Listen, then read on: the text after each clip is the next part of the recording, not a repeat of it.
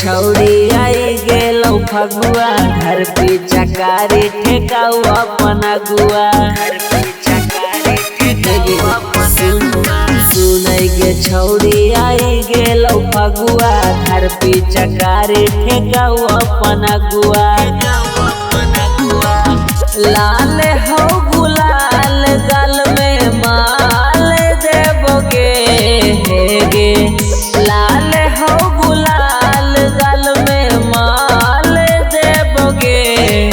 सरसों में बरसों बोला के छौड़ी, रंगवा ओह में डाल देबोगे हे गे। सरसों में बरसों बोला के तोरा, रंगवा ओह में डाल देबोगे।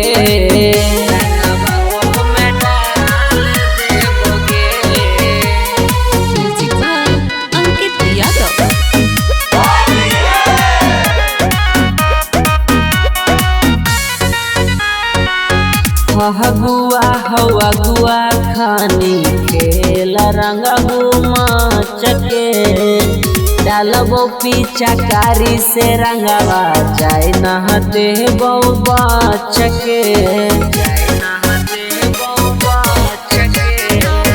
होलिया में करी है न छौड़ी, माना मोर उदास गे। लहंगा में डालबो रंगवा, करी है बरदास गे। होना मन लगतौ तो हम चाल देबोगे गे, होना मन लगतौ तो हम चाल देबोगे। सरसों में बरसों बोला के छौड़ी, रंगवा ओह में डाल देबोगे हे गे। सरसों में बरसों बोला के तोरा, रंगवा ओह में डाल देबोगे।